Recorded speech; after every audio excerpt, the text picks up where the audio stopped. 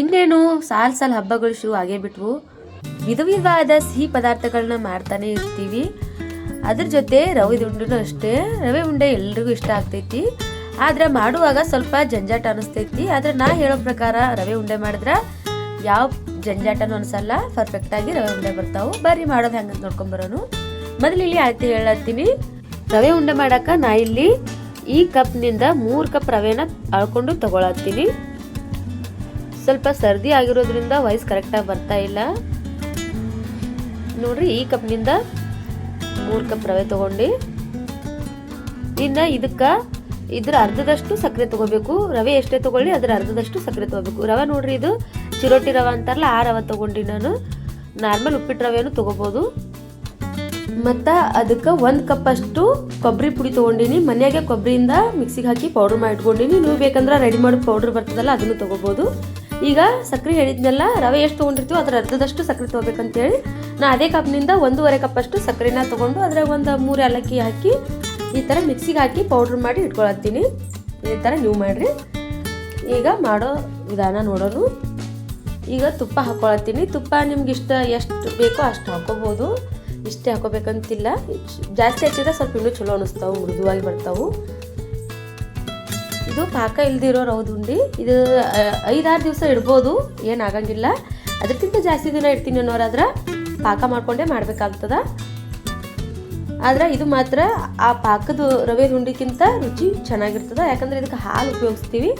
ಹಾಗಾಗಿ ಮಸ್ತ್ ಚಲೋ ಅನಿಸ್ತದ. ಈಗ ರವೆನ ಹುರ್ಕೋಬೇಕು. ಮೀಡಿಯಂ ಫ್ಲೇಮ್ಗಿಂತ ಕಡಿಮೆನೇ ಇಟ್ಕೋಬೇಕು.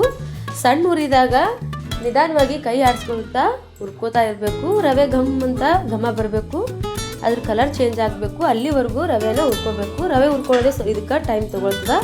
ಅದು ಬಿಟ್ಟರೆ ಮತ್ತೇನು ಟೈಮ್ ತೊಗೊಳಲ್ಲ. ರವೆ ಹುರ್ಕೊಳ್ಳೋದಷ್ಟೇ ತಡ.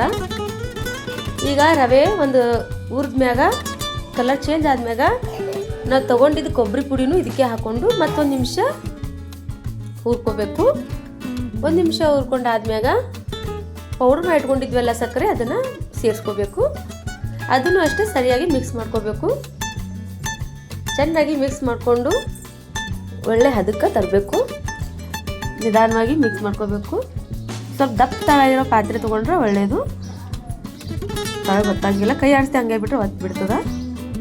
ಇನ್ನು ಹಾಲು ತೊಗೊಂಡಿನಿ. ಹಾಲಿನ ಅಳತೆ ಏನಂದ್ರೆ ಇದಕ್ಕೆ 1.5 ಕಪ್ ಅಷ್ಟು ಹಾಲು ತೊಗೋಬೇಕು. ನಾ 3 ಕಪ್ ರವೆ ತೊಗೊಂಡಿದ್ನೆಲ್ಲ ಅದ್ರ ಅರ್ಧದಷ್ಟೇ ಹಾಲು ತೊಗೋಬೇಕು. ರವೆ ಅರ್ಧ ಹಾಲು ಅಷ್ಟೇ. ಅಳತೆ ನೆನ್ಪಿಟ್ಕೊಂಡ್ರೆ ಮುಗೀತು ರವೆ ಉಂಡೆ ಮಾಡ್ದಂಗೆ. ಹಂಗಾಗಿ ಅಳತೆ ಮೊದಲು ನೆನ್ಪಿಟ್ಕೋರಿ. 1.5 ಕಪ್ ಅಷ್ಟು ಹಾಲು ತೊಗೊಂಡಿನಿ, ನೋಡ್ತಿರ್ಬೋದು. ಎಲ್ಲ ಹಾಲನ್ನು ಹಾಕ್ಕೊಂಡು ಮಿಕ್ಸ್ ಮಾಡತ್ತೀನಿ. ಇದು ಚಿರೋಟಿ ರವೆ ಆಗಿರೋದ್ರಿಂದ ಹಾಲು ಜಾಸ್ತಿ ಇಟ್ಕೊಳ್ಳಲ್ಲ. ಇದಕ್ಕಿಂತ ಇನ್ನೊಂದು ಸ್ವಲ್ಪ ದಪ್ಪ ಬರ್ತದಲ್ಲ ರವೆ ಉಪ್ಪಿಟ್ಟು ರವೆ ಅಂತ, ಅದು ಸ್ವಲ್ಪ ಜಾಸ್ತಿ ಹಾಲು ಇಟ್ಕೋತದ. ಜಾಸ್ತಿ ಸ್ವಲ್ಪ ಉದುರು ಆಗಬೇಕು ರವೆ ಉಂಡೆ ಅನ್ನೋರಾದ್ರೆ ಒಂದು ಸ್ವಲ್ಪ ಹಾಲು ಕಡಿಮೆ ತಗೊಂಡೆ ನಾನು, ಜಾಸ್ತಿ ಮೆತ್ತಗಾಗಿಬಿಡ್ತಾವೆ ಅಂತೇಳಿ. ನೋಡಿರಿ, ರವೆ ರೆಡಿ ಆಯಿತು. ಇನ್ನೇನು ಉಂಡೆ ಕಟ್ಕೋಬೇಕಷ್ಟೇ. ಲಾಸ್ಟಿಗೆ ಒಂದು ಅರ್ಧ ಚಮಚದಷ್ಟು ತುಪ್ಪ ಹಾಕ್ಕೊಂಡಿನಿ. ಬೇಕಂದ್ರೆ ಹಾಕೋರಿ, ಇಲ್ಲಾಂದ್ರೆ ಸ್ಕಿಪ್ ಮಾಡ್ಕೊರಿ. ಸ್ವಲ್ಪ ಮುಚ್ಚಿಡ್ರಿ, ಒಂದು ನಿಮಿಷದಷ್ಟು ಮುಚ್ಚಿಡ್ರಿ ಸಾಕು.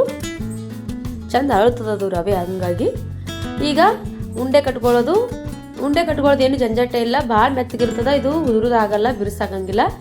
ಆರಾಮಾಗಿ ಕಟ್ಕೋಬೋದು, ನಿಧಾನವಾಗಿ ಕಟ್ಕೋಬೋದು. ಒಬ್ಬರೇ ಆರಾಮಾಗಿ ಮಾಡ್ಕೋಬೋದು. ಹೊಸಬ್ರು ಯಾರು ಲಾಡು ಮಾಡ್ತೀವಿ ಅನ್ನೋರಾದ್ರೆ ಇದು ಬೆಸ್ಟ್ ಅಂತ ಹೇಳ್ಬೋದು. ಇದೇ ವಿಧಾನದಾಗ ಮಾಡಿರಿ. 100ಕ್ಕೆ 100ರಷ್ಟು ಕರೆಕ್ಟಾಗಿ ಬರ್ತಾವೆ ಲಾಡು. ಕೆಡಂಗಿಲ್ಲ, ವೇಸ್ಟ್ ಆಗಂಗಿಲ್ಲ. ಇನ್ನು ಉಂಡೆ ಮಾಡಿ ಈ ಥರ ಕೊಬ್ಬರಿ ಪೌಡ್ರ್ನಾಗ ಅದ್ಬಿಟ್ಟು ಇಟ್ಕೊಳತ್ತೀನಿ. ನೋಡೋಕ್ಕೂ ಚಂದ ಕಾಣಿಸ್ತಾವು, ತಿನ್ನೋಕ್ಕೂ ಚಲೋ ಅನಿಸ್ತಾವು. ಮಾಡ್ಕೊರಿ, ಇಲ್ಲಾಂದ್ರೆ ಬ್ಯಾಡ ಅನಿಸ್ತಿದ್ರೆ ಬಿಡ್ಬೋದು. ನೋಡ್ರಿ, ಚಲೋ ಅನಿಸ್ತಾವೆ. ಹಂಗಾಗಿ ಇದೇ ಥರ ಎಲ್ಲ ಲಾಡುಗಳನ್ನ ರೆಡಿ ಮಾಡಿ ಇಟ್ಕೊಂಡ್ಬಿಟ್ಟೆ. ನಾ ಇಲ್ಲಿ 3 ಕಪ್ ರವೆ ತೊಗೊಂಡು ಅಂತ ಹೇಳಿದ್ನಲ್ಲ, ಅಂದ್ರೆ ಇದು ಅರ್ಧ kg ರವೆ ಆಗ್ತದೆ. ಅರ್ಧ kg ನೀವು kg ಲೆಕ್ಕದಾಗ ನೆನ್ಪಿಟ್ಕೊತೀರಾದ್ರೆ ಈ ಥರ ಮಾಡ್ಕೋಬೋದು. ಅರ್ಧ kg ರವಕ್ಕೆ 1/4 kg ಸಕ್ಕರೆ ಹಾಕಿದ್ರೆ ಬರೋಬ್ಬರಿ ಆಗ್ತದೆ. ನೋಡ್ರಿ, ರವೆ ಉಂಡೆ ರೆಡಿ ಆದವು. ಮಾಡುವಾಗ ಭಾಳ ಮೆತ್ತಗೆ ಅನ್ನಿಸ್ತಾವು. ಅದಾದ್ಮೇಲೆ ಸ್ವಲ್ಪ ಬಿಕ್ಕೊಂತಾವು, ಅಂದ್ರೆ ಸ್ವಲ್ಪ ಬಿರ್ಸಾಗ್ತಾವು.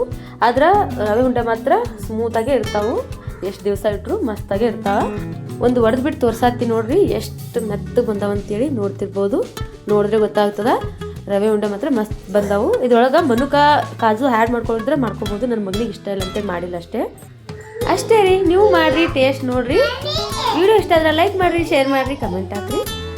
ಮತ್ತೆ ಸಿಗ್ತೀನಿ ಮುಂದಿನ ವಿಡಿಯೋದಾಗ. ಅಲ್ಲಿವರೆಗೂ ಎಲ್ಲರಿಗೂ ಬಾಯ್. ದಯವಿಟ್ಟು ಸಬ್ಸ್ಕ್ರೈಬ್ ಮಾಡ್ಕೊಂಡು ಹೋಗ್ರಿ.